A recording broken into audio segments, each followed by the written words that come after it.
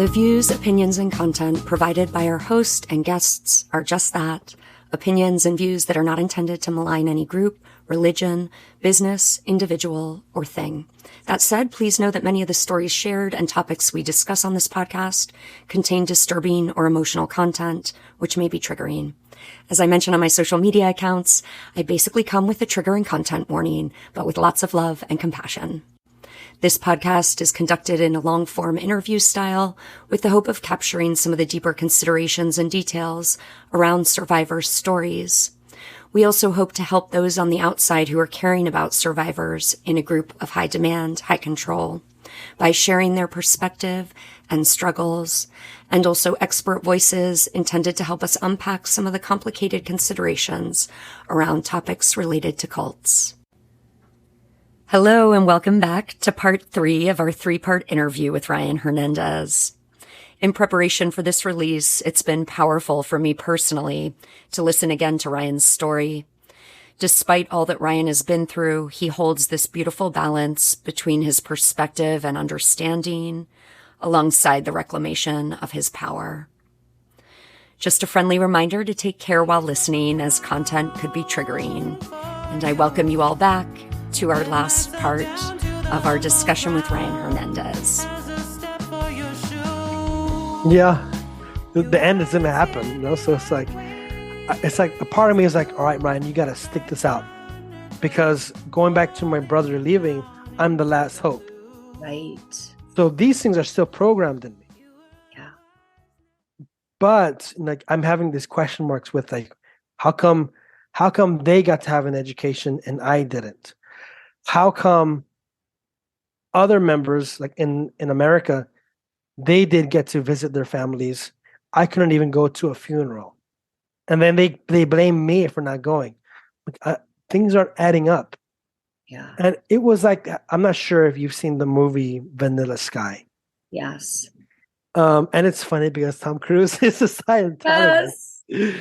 But there's a scene, I haven't seen this movie in so many. I saw this movie before I joined the cult, but it stayed in my mind where he's starting to see that he's in a dream world.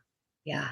And they call it the revolution of the mind. And he's like starting to wake up. And so I'm starting to wake up and I'm like running. I'm like, not literally running. I'm like freaking, right. But I'm like, spiritually, I'm running in different directions. Yeah. And then I remember I was in Cebu in the Philippines, and this one superior was upset with me because I had spoken to, and the thing is, we were not on a mission, we were on a like a recreation. So we were a benefactor. I'm still friends with her, lovely person who doesn't know what's going on. They just think, oh, we're just providing for these students. They're trying to study, to become priests. Right. So she opened her doors and it's like, hey, I have this, I'll pay for you to have an adventure. So there's a beach. I'll pay for your rooms so you can have like a beach house. I'll pay for it. I'll pay for like the swimming lessons, scuba diving. So it was cool. It was a good break. But I'm shaking because it's like I haven't been with. I mean, come on, it's been over a year of solitary confinement. Now I'm in the Philippines. Yeah. But this benefactor, she saw me just by myself. And she's like, come on, Brother Joseph, join me and my friends because we're having some pizza. And also because we're supposed to be a missionary community, we're taught that when someone gives you, like, let's say food, like a benefactor or something, that you don't refuse it. Even if you don't like it, you just take it and you eat it. It's like a kind gesture. You're receiving a gift. Yes. So at first I was trying to get away from that. I was like, no, it's only it's a small pizza and there's 3 of you. I don't want to ruin your party. She's like, no, Brother Joseph, come on. You're such a, we love you. It was like, okay. Yeah. So I go and I take a bite of pizza, and the superior who's in this area, he sees me, Yeah. and I know that something bad is going to happen. Okay. So he sees me and he's like smiling and he's looking at the pizza, looking at me, and no one else notices. But I've been in this community long enough Yep. to know he's jealous. I'm stealing his thunder by Mm, just talking. He wants to be kind of like that Father Bing thing where you want to be the center of attention. yeah. You want to be viewed as holy. I'm taking that away because now people are talking to me instead of to him. Yeah. So during the prayers, when we're in our rooms in the beach house, he announces that because I have made some sort of violation by eating without permission, I need to get beaten. And I stand up and I say, that's not a reason to have me beaten. And this is in front of all the other brothers who haven't been through so many of the things Ah, that not only I but others have also endured. So they're just shocked at yeah. me Right. saying no. And then he said that I guess spies from the community had seen me previously buying a cup of coffee and buying food at a McDonald's. And he goes, because you did that, you need to make reparation for those sins. Yeah. I was so pissed off because those spies, I know who he was talking about, they were eating hamburgers and stuffing their food. Whereas I just got a cup of soda and French fries because I didn't really want to break the fasting. Yeah. And although I wasn't fasting, but I just needed something before I went on my allowed mission. So I told him, no, this isn't right. This doesn't deserve me to get beaten. If this would have happened 3 years prior, Yeah. I would have, laid down right away and said, God, I'll take this beating, I'll take this pain and use this pain to save my family or use this pain to protect the missionaries in Australia, in Rome, wherever. Use this pain, oh Lord. But now I've changed. Now it's like, now I have more grit. Yeah. So, but now he says, okay, you're not going to take your punishment, then if you don't do it in 10 seconds, if you don't lay down in 10 seconds, I'm going to make sure that you're kicked out of this community. Which for me, getting kicked out is like the worst thing because Right. I have attempted to leave properly, and Yeah. what happened? I got sent to Delaware. I mean, I got sent to the Philippines. Yeah. So I've been working to leave the right way, and I'm thinking to myself, if I don't take this punishment, I'm going to bring a curse on my family. Oh, So I'm looking at the brothers from like my peripheral visions, and they are all in silence, and you see that their face, it's as if they've all been slapped. yeah. This is something that punishments are maybe in private, but this is just in front of everybody. There's like 30 members in this beach house, and this superior tells one of the members start counting down from 10. So this brother is like shit, and he was probably like 22 or something, Oh, young, a kid, and I haven't seen him, I haven't spoken to him, but love him to death. I mean, it's not their fault. okay. But I remember him like looking down, and his lips are quivering, and he's like 10, 9, Oh, 8, and he's trying to count slow, oh, and the superior's like, no, count faster. And I'm looking at the members, and I'm thinking maybe I can just leave now. Maybe this is it, yeah. or I can suffer and get this over with. So I lay down, and it's like five brothers had to, flagellate me, flog me, like, I don't know, like 50 times, 40 times. I don't know. It didn't matter how many times, I got whipped Yeah. because I didn't blame them. Yeah. But I remember the biggest pain was I'd given my life to them. I'd given my life to God, and this is how I'm getting repaid. That, and then I started crying, not from the pain of being beaten, but I trusted this community to be my new family. Yeah. I've obeyed to the letter. I've even rejected being with my family.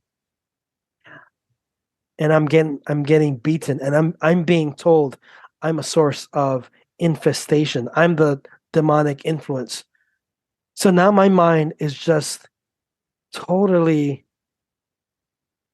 I'm drowning at this point. Oh, of course.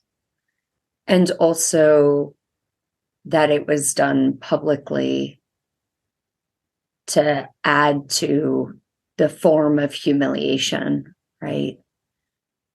And these are things that are designed to control, intimidate, create fear, and completely entrap. And these are things that are not, they're done for that reason. They're not really done as a punishment. I mean, it's a punishment, but it's like, It's a divine mercy, according right, to them. right, the divine mercy, right, within the system, but to no fault of you in this case. And this is where, Ryan, I see so often that the things that people are being held accountable for or punished for is actually something that happened because of either the messages from leadership or the whole belief system that they have actually created. So in this case, it's like the authentic, true part of you rising up to go, something is very wrong here. But because you're not allowed to do that within that system, you will be punished for it. The punishment was because you didn't fall into alignment with the horror of what they're doing. I just have to say it. It's a judgment, but it is shameful. Shame on them. Shame on them to use something that can be of goodness, a community, a service to God, and to twist things in that way and to normalize it, to make it okay. And those, to your credit, I really feel how you hold nothing against those brothers.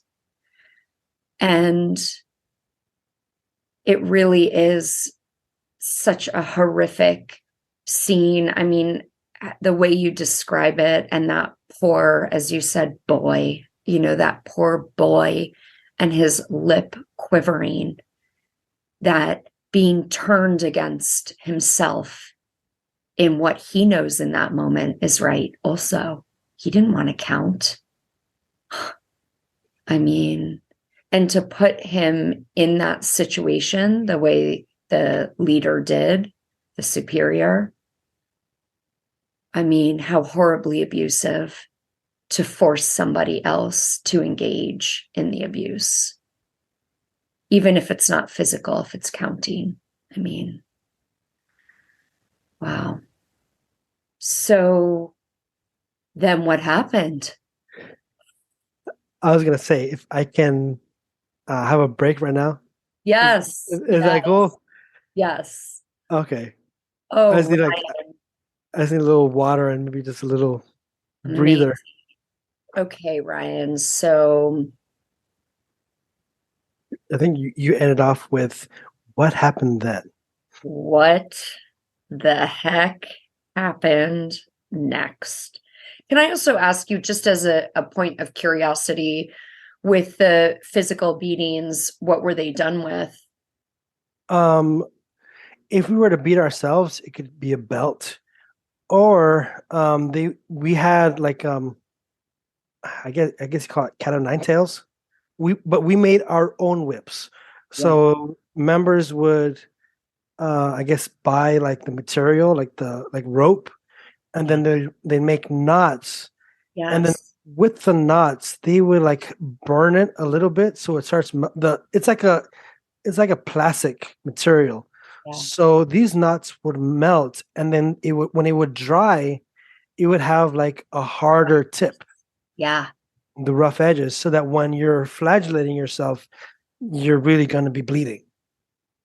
So we'd use that. But that night at the beach house, I was beaten with belts from the brothers, and I didn't hold it against them because I mean, they're kids. I mean, they're men. I mean, they're adults, but you know, they were still so they didn't sign. We didn't sign up for that, and I remember. I think one of them, you know, didn't. He didn't. I mean, because we don't have that human touch, you know. So it was like weird. Remember, he like put his hand on my shoulder, like tapping me, and he's like, "That didn't that didn't have to happen." He's like, "That was wrong." He's like the only. He's like the. So it by that happening, it started opening eyes of I think the other members, like, what the heck is going on? But a part of me was like, well, at least it wasn't in the older system, because Father Bing created this preventive system, and he said that before was the repressive system. Yeah. So now we're getting into uh, other forms of abuse, because I've established how obedience is seen as this absolute thing only in the cult. I mean, they say obey, but then they don't obey the church superiors. But a part of me was like, at least it wasn't done in the older times, because I am aware of several members, several who were told to for punishment or for humiliation, they had to eat human feces, either their own or someone else's, because by doing it, by obeying, you are saving souls. And I had to deal with hearing stories of older members who were wounded from this, Yeah. but they couldn't talk about it because it was so traumatic. But I would feel their pain. So Yeah. me getting whipped, I was like, well, at least it. So I'm watering it down on myself. Yeah. At least it wasn't. I wasn't, told to eat Yeah. human feces. I would have. I hate to say it, but the the way we were disciplined to obey, and the way you are programmed to believe that if you don't do what the superior tells you, you're going to be committing a sin and either going to hell, or you're going to be bringing curses on your family. I understood why other members did it, and some still contact me saying that they're still hurt from this, and that Yeah. I'm the only one really, really who's shedding light on that abuse. But Thank you. after I got whipped, I kind of watered down, to for me to function. Yeah. But that was kind of like the point where I guess I sort of like broke bad, and I said, "You know what, the hell with this." Yeah. Yeah. So how did you actually leave? So after, because you're always being moved around to different superiors, different communities. So now, and the crazy thing, now going back a little bit to 2012, around the time when we're getting kicked out of Delaware, while that's happening in the Philippines, because our community is not yet approved by the Vatican, like it's not yet given that full seal. Now the Vatican is sending officials to investigate the community. Oh. So now the Vatican is sending psychologists, canon lawyers, bishops, doctors, and from what I'm aware, they will get members and like interview them on a one-to-one Yeah. basis. So our my news, it's like media, like my news is getting filtered through the superiors. So I'm in Delaware, and I remember them telling me, or in the announcement, they're like, the Vatican, they're making a mistake because they're scrutinizing us. We're going through this persecution, and I'm kind of thinking, well, isn't that a good thing? I mean, if there's nothing to hide, then so I'm bothered by the fact that they were coaching us because they were saying, oh, they might get some members to become spies for the Vatican. And so now the Vatican, and I know, I mean, a lot of people don't like the Vatican. So, to each their own. But I mean, in this setting, in this timeline where I was, it was just like question marks, like Yeah. what's wrong with getting scrutinized? And why are they telling us about, they might make us spies? Are they trying to get us, to seal our lips with the Vatican? Like, are they trying to get us to not be transparent? Because I'm calling bullshit because I've had to be transparent with everything about my life, Yeah. and they're hiding. I'm like, this is bothering me. But what happened there was that now I think more members are starting to, you know, open their eyes. Yeah. So after that beating in Cebu, I get sent to Laguna, Philippines again, and it's been I'm now aware of some changes that the Vatican is making in the group. One is no more sleep deprivation. Now the members, the Vatican is by their suggestion, or I guess their command. I'm not sure if it's a command or a suggestion, but they're saying no more of that 12:45 rising. Yeah. That's insane. These young men and women are studying theology. They're going on missions. That's not normal. Yeah. Another thing, better diet. Another thing, less prayer time. Because what Father Bing was doing is in the Catholic Church, you have missionary communities. You have communities that do like printing presses. Yes. And, and then you have other communities who are more monastic and spiritual, where they spend more time like in the garden. They spend more time in contemplation. And what Father Bing was trying to do was trying to fuse all of them together. And the Vatican was like, no, if they are going to be missionaries, treat them like missionaries, give them the proper sleep. And even because we did have monks, it's like, no, if they're going to be monks, they need to have the proper sleep, the proper nutrition, and the proper prayer life. You're not going to be keeping them like this. This needs to change. Yeah. So that started happening. But because so many members have been influenced by Father Bing's preaching, Yeah. many were like, "Oh, we're not going to do that." That's proof that the Vatican has been infiltrated by the smoke of Satan, and these evil, bad bishops. They're trying to destroy this holy movement. So then I saw more fraud, Yeah. and more lying, and I was like, but then I saw a wave of other members who are like, that's why we joined in the first place, to be authentic, to be real missionaries, to Yeah. do good. We're going to follow what the Vatican said. So as all of these things are happening, in the end, there was a split. And Father Bing wrote a letter of disassociation from the members who wanted to follow the Vatican's remedies. So it's Yeah. kind of like the Jehovah Witnesses, where you're disassociated. So Father Bing did that, and now they've changed their name, and they go hiding. They still do their retreats and everything. But in this point of time, as all these changes are happening, I'm wounded. I Oh, have I have no one to talk to. And the problem was, I mean,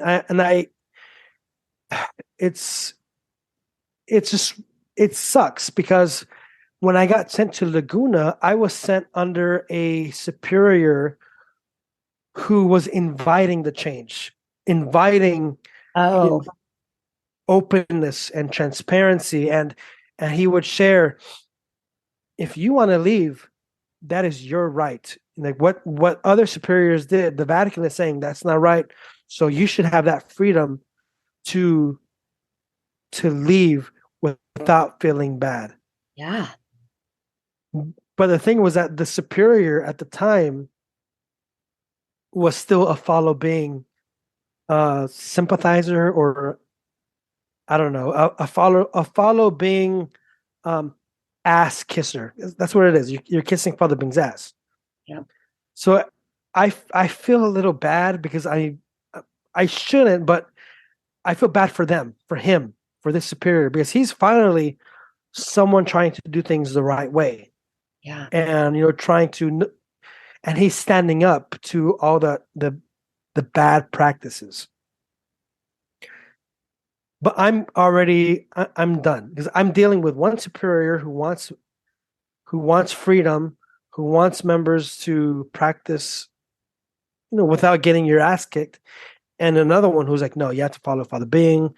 This is where God wants you. So I'm in this mix, and as that's happening, I'll talk to both of them, and of course, the Father Being follower is like, this is where God wants you. Yeah. So when I'm around him, it's like, yes, I I love this place, and I'm saying these things to will myself to continue, Yeah. because a part of me is like, this other priest, the one who's trying to follow the Vatican, maybe he's demonically infested. So getting to how I left, I have no one to really talk to.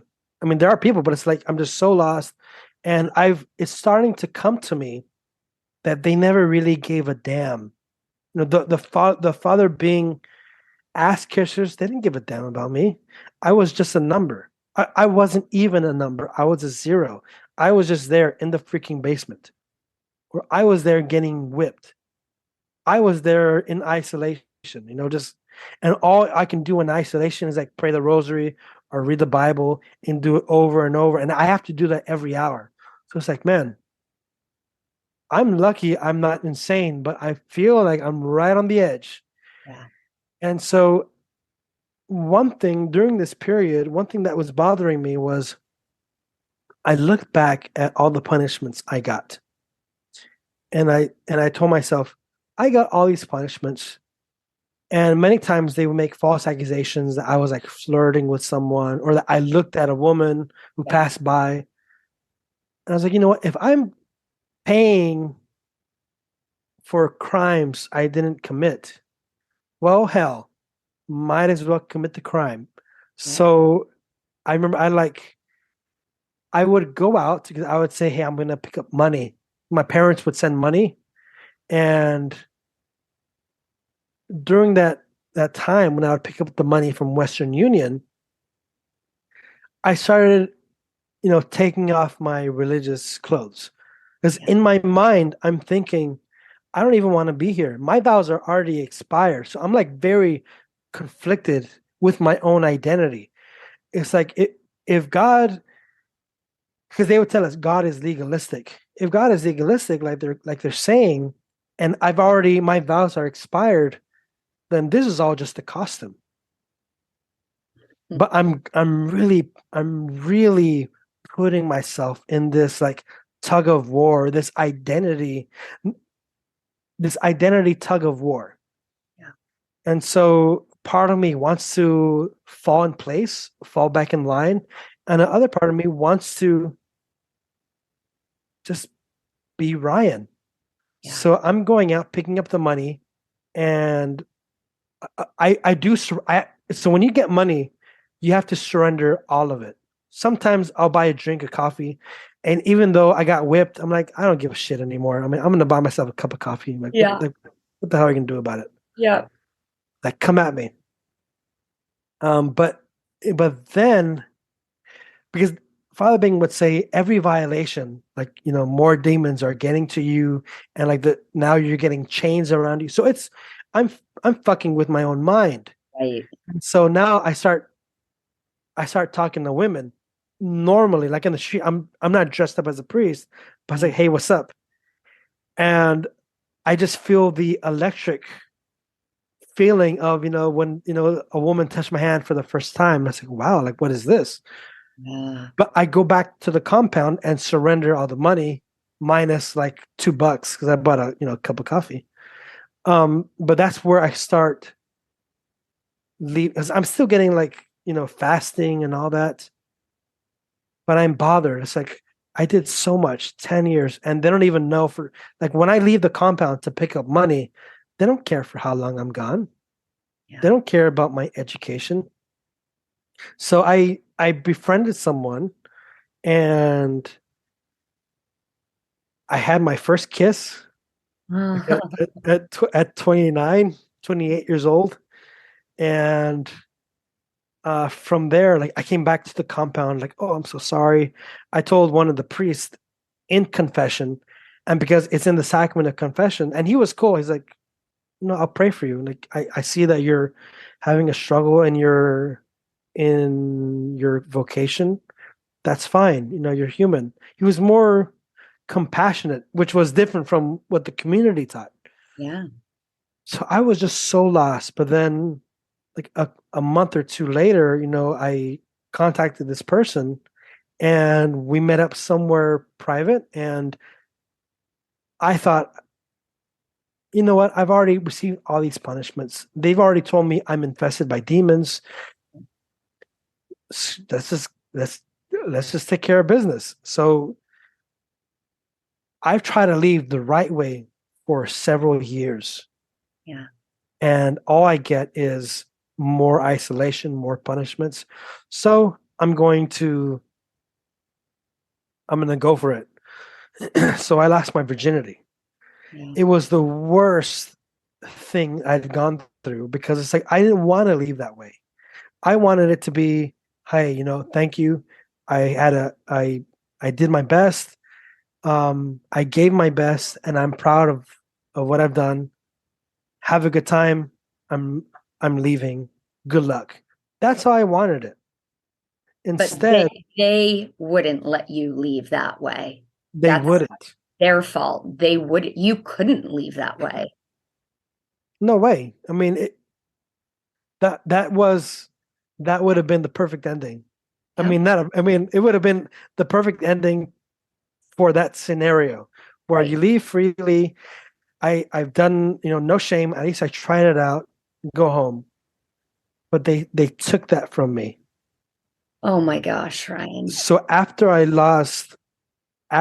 engaged in this relationship, I only went once. And I thought to myself, this is how I have to leave. There's no other. I have to be as dirty as I can for them to let me leave. Because what they're doing is they're keeping me as a prisoner, taking money from my family, and I can't even use that money. I can't even buy new clothes. Yeah. So what happened was I spoke to the good superior, and he's like, look, if you want to leave, that's your choice. Like, I'm not, no judgments. Go ahead. But he's like, I'm still not the main superior. The main superior is still the guy who's Father Bing's ass kisser. Yeah. But he's like, you know what? Don't be afraid. Just talk to him. So I did, went to his room, had a meeting, and it's like, look, I've been here for 11 years, and I'm finished. Yeah. And he's like, no, you're not. Like, yeah, it's like, look, I've been here for such a long time, and I've had, even though I haven't asked you to leave all the time, but there's signs that I don't belong here. There's signs that I don't want to be here. So I'm done. He's like, well, what's wrong? He's like, look, I signed up to be a missionary. I signed up for this and for that. And all I get in return is, I'm stuck here in the freaking jungle in the Philippines, or I'm stuck in the basement. And he's like, you know what, my friend? I need you to be a brother still. I want to make you a missionary. I want to I want to have you help me save souls. Don't you want to save souls? So it's just very spiritually manipulative. Right. But I remember with my brother how he shared that like when he wanted to come back home, they would give him a ticket. Like here's a trip to Ireland, here's a trip to Italy. Yeah. And so I told him, no, you're not gonna play that game. You had that chance to send me some. I mean, you all had a chance to Yeah. allow me to function as a brother for 11 years. I'm not gonna take this bait. Yeah. Good And for then you. but then he's like, I had a evil dream. I had a dream, and I saw demons infesting you. He's like, what's the real reason? That should have been the real reason. Me telling him I'm done. Right. That's enough. Okay, you're finished. Okay, thank you. Have a nice life. So I tell him, well, look, I got with a chick. And he's like, well, that can be forgiven, And I'm like, no, man, like, dude, like, hello, I'm done. He's like, okay. And then later he's like asking, so what'd you do? Yeah, I took care of business. I haven't been with a chick in all my life. I mean, I didn't want to do it, but look, I mean, you gave me no choice. I've had other like violations, fake violations, and I get punished. So shit, I might as well just take care of the deed. Okay. Are you dating her? I'm like, it's none of your business. So that's how I ended up leaving. And that's like the worst. That was the worst case scenario. Because now I wanted it to be like if my name gets mentioned, oh, brother Joseph left, but at least he tried it out. He left. Now they're going to use that knowledge of, oh, he slept with someone. And now, since they have a big ass mouth and they like to talk shit about everyone, now it's, oh, he left because he violated. And that's like, I was really, because I hear members like, I still stuck around for a little bit. And I heard they're like, oh, we heard that you left because you committed violations. I'm like, that's messed up. Where Yeah. I worked my ass off to leave the right way, and I had to make violations because if not, I'm gonna be. I mean, there was no other way. So yeah, even coming home, I was just so distant. Like I couldn't be touched from my family, and then I started just feeling so lost. They isolate you. They tell you stay away for 6 months to a year. And so I did that, but for that 1 year, I felt so lost. It's like I'm waiting for that 1 year to end so I can reestablish contact with them. So during that 1 year back home, I'm not doing anything Yeah. because according to them, you're no longer under the flow of grace. Yeah. Right. And the push away and the rejection functions in such a way that many people are drawn to come back when they're rejected. And I did come back, Yeah. Yeah. sort of, but it was just a torture. Was it local participation What do you mean? when you returned back after having been at home for the year? So when I came back home, well, I've never been in San Antonio. Like I don't have a driver's license. I don't know how to drive. Yeah. I didn't finish high school. Um but I know I love women now. I mean, it's just I'm just so I felt comfort being isolated and locked in my room. Yeah. And my parents were like, what the hell is going on? It's like your other brother, he came back and I mean he was able to function. So Right. everyone's story is different. Yeah.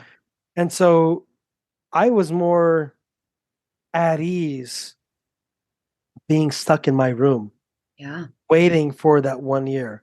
So as that year is ending up, I get news that Father Bing is going to have a retreat in Alabama, and like my parents, they were part of like going to his retreats. Yeah. because they saw him as a holy person. My lips were sealed. Everyone else's lips were sealed. So all that people understand of him is that he's getting persecuted by the Freemasons. He's getting persecuted by, Illuminati. He's getting persecuted by the Catholic Church and everything. The devil's trying to break him down. So everyone has this idea of him. And so my parents are kind of bothered, like, what the hell is wrong with Ryan? Like, he came from this holy place. Like, why is he so Yeah. broken? Yeah. But I hear this news that Father Bing's going to have a retreat, and my parents don't go. They're kind of starting to, not have that much commitment anymore to those retreats. But a friend of my dad is like, hey, I'm going to go.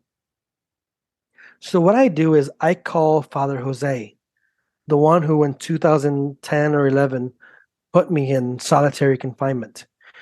I call him up and ask him permission. Look, I hear there's going to be a retreat. I need spiritual nourishment. I don't know what to do with my life. Um, can I have permission to join, to go? Sure, absolutely. So that was for me. It's like, okay, that's a step in the right direction. Yeah. At least you're gonna welcome me. So well, I didn't drive. I don't know how to drive, but this friend, he drives me to the retreat in Alabama, and they ignore me. It's like a 3-day retreat, a two or let's say 2-day retreat. So he ignores me and he tells me, I'll talk to you later. Just wait here. I waited from like 9 in the morning to like 5 p.m. and he went the other way around and avoided me. So I'm thinking, what the hell? I just drove. I mean, I just did like a 16-hour road trip. Okay. I'm very hurt.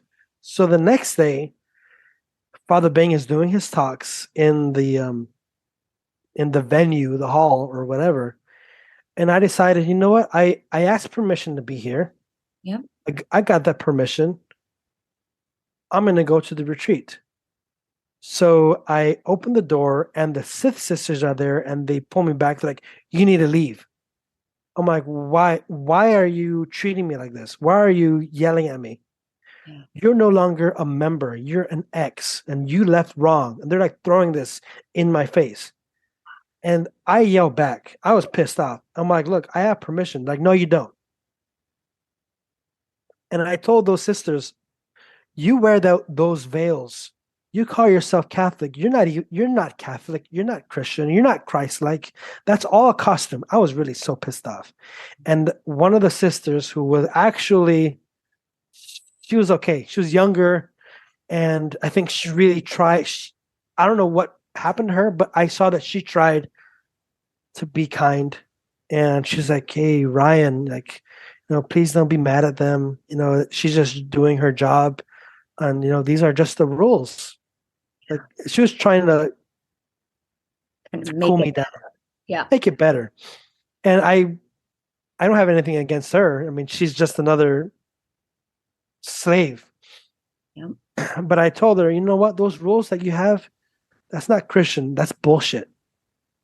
Cool. So she went and told Agnes, the one who I mentioned earlier, who's like sidekicks with Yeah. Father Bing. And I think that Agnes, that she has more to do than we know. I think there's something going on there. But anyways, Agnes comes marching towards me and she's like, I need to talk to you. And we're out in the open. And so the other retreatants, they're not there, sitting with us, but they're around. Yeah. They can And see. they can see. And she starts scolding me like, how dare you say that this is bullshit? You come to our place, you try to create division. And I told her, no, who the hell are you to talk to me like that? You're not going to talk to me like that. And so she gets pissed off. And I told her, no, you are not going to talk to me like that. I am not Brother Joseph. Because as Brother Joseph, I would get these humiliations. I would cry in public from the humiliations received from her. And I said, no, I'm no longer Brother Joseph. I'm Ryan Hernandez. And her response was, look, like, what is your problem, Ryan? You left the wrong way.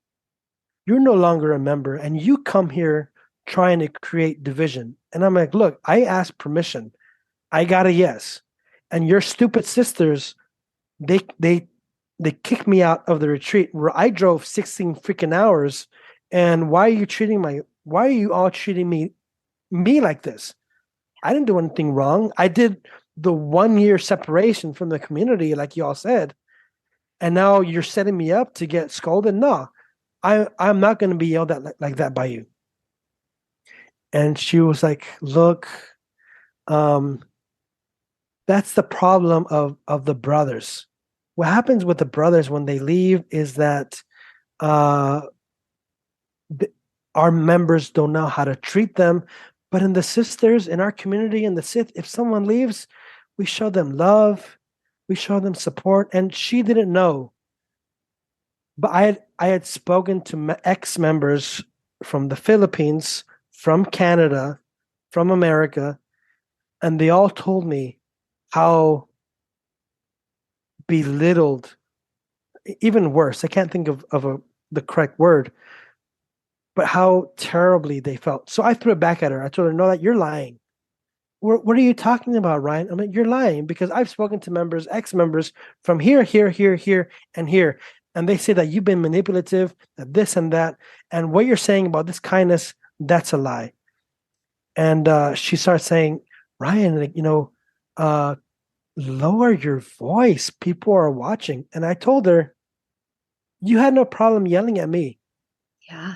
You had no problem belittling me. So no, I'm not going to lower my voice. You lower your voice. And then she's like, why are you being such an asshole? And she was pissed. And I'll never forget that. And I looked at him like, you calling me the asshole? Like, look, Yeah. I'm the one who had the guts to come here and make peace. Yeah. Other ex-members, they talk shit in privacy because they're too freaking afraid. At least I have the guts to come to your face. And I wanted to be an example to the other ex-members and tell them, hey, look, they treated me nicely, but that's not happening here. Yeah. Okay. But then it's like, but you left the wrong way. Yeah. You violated. And I'm like, look, I'm sorry. So they reinstall, like their button is reinstalling the guilt. Yep. So then she's like, all right, you drove all this way. Okay, I'll set up a meeting for you and Father Bing. Thank you. I just wanted some spiritual nourishment. I mean, I just wanted to go to the retreat, but all right. So I have a meeting. It's like a 5 minute, and they have like a little timer. It's like those sand timers. What do you call those things? So I have a 5 minute talk with Father Bing. He's leading the whole conversation, and it is, you left the wrong way. Um, People saying they're going to be scandalized. So stay away from members of our community, even the lay members. Those are the retreats. Stay away from them. What you should do, during this time is maybe study nursing, get a good job, and when you start making money, you can support our missions, and you can do that. And also, then he gave me examples of other ex-brothers. He's like, also, I spoke to this brother and that ex-brother, and I had to tell them to be quiet because they were committing scandal. And scandal's a sin. And he told me the names of these brothers. Wow. So that stuck in my head. Yeah. But then he goes, and Ryan, gossip, it's a mortal sin. It's a sin that leads to hell. If you say anything, you're committing a mortal sin. So I left in absolute terror. That one, I don't want to be a nurse, but now I have to get a job to be a nurse and study for that. And now I have to raise money to support his ass. And I have to be quiet and I have to pretend like everything's okay. So I was in a mess. I was a mess when I came back. Oh, Ryan, of course. What have you thought about that moment in retrospect where you got to actually confront and symbolically as well, confront your abuser. It was that woman, but it's sort of like the whole organization, that you're getting to use your voice and stand up and speak your truth directly to. It was satisfying seeing her shut the hell up, or seeing her go, oh, looking around, Ryan, what are they going to think? You don't give a shit what they think. You were ready to yell at me. Yeah. Why do I care? It was satisfying to see her tremble. Yeah. Not out of fear, not like I was going to beat her up. It's nothing like that, but fear that the truth is going to come out. Yeah. And then me speaking with Father Bing, he was able to bring me back into place for a little bit, that if I say anything, Yep. it's a sin. It is wild to have that experience, and also to feel how the exposure again, even being away for a year, it's like the exposure again to all of the same messages is so, it's like, because you lived in it, it all resonates and it hits you and it registers as truth on some level, unless, of course, you've completely mentally kind of deconstructed from that, which obviously, since you're showing up at a retreat, Yeah, I was still. you hadn't fully. Yeah. Oh, Ryan, what an incredible history you've had and been through. And also just it's so liberating to hear kind of the end story and this moment of you kind of standing up. And then I'm sure, I can't imagine then the unfoldment into, that healing process, and just what the feelings must have been around that retreat. It's really, in order to look at reality, it's like we have to look at the betrayal, which is so hurtful, and much more, of course. But it's such a horror to kind of wake up to that.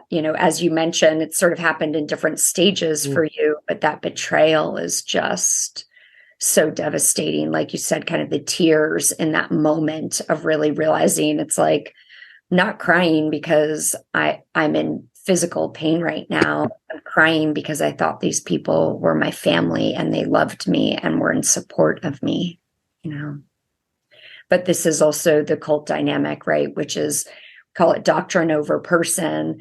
So the mission matters more than any individual, right? That thing that you said of like, I was starting to awaken to the fact that I did not matter. Mm-hmm. And that is a rude awakening. It is very painful. Very. Very lonely. Yes. Yeah. Do you mind me asking what it's been like then, as you opened this Instagram account to end your podcast, which all that information for the audience will be in the show notes. The truth that hurts. No, the truth that heals. The truth that heals. But it hurts too. The truth that heals. Oh, beautiful. Yeah. So as you opened that account and have been sharing this information, what's your experience been? And have you connected with a lot of others or a few? Well, during that meeting with Father Bing, he mentioned two brothers whom he said he had to talk to because they were a scandal. And in my mind, I'm kind of thinking, are you gossiping here too? I mean, like, yeah. But anyways, so a while later, I reached out to those ex-brothers and I told them, man, like, how was it when you spoke one-on-one with Father Bing? It's like, what are you talking about? Well, Father Bing said that you're a scandal and that he had to talk to you, and that Father Bing didn't talk to me. And I was like, well, Father Bing told me he got on a plane, he went to such and such a location and met you. He's like, no. Okay. So now I'm like, okay, this asshole's lying. Yeah. he's saying that I'm gonna go to hell if I speak up. I'm gonna speak up. But it took me a while to process. It took me a long time. And I think what helped, because my parents were just so confused, so lost. Yeah. But the more I talked to them, I Yes. remember my dad was saying, if that Father Bing was really a holy priest, authentic and genuine, then my son and many other ex-members, they wouldn't be coming home lost, or they wouldn't be coming home not knowing what to do with their life. It'd be a lot different. Yeah. So my dad was like, I don't think my dad knew the extent, um, but he having him and my mother, say to me that they're happy that I left that place. Yeah. When that finally became part of the conversation, Yeah. then I think real healing was able to come in. And it took me a while, but then I started the podcast, and the way I approached it was, I'm broken. Like when I started, like if you hear like the first episodes, it's just I wa- and people from the community, like other ex members, were like, Ryan, you need to shut your mouth. And my response is like, well, why? Yeah. Obviously, you're one, you're bitter. Two, you're not healed.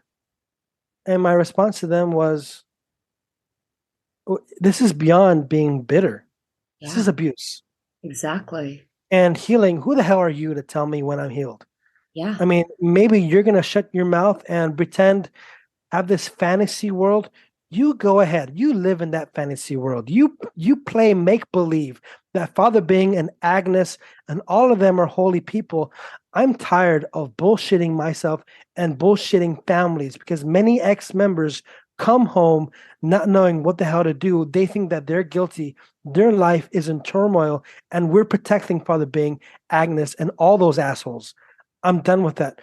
You call silence healing, I call it bullshit. I'm gonna speak. And if I'm shaking, if I'm quivering, then go ahead. People need to know my healing journey. They need to know that it is possible to get out of it. But if no one's gonna have the courage to speak up, then these abuses are gonna continue in perhaps perpetuity. Yep. Not on my watch. Yep. Beautiful, Ryan. Thank you. Thank you.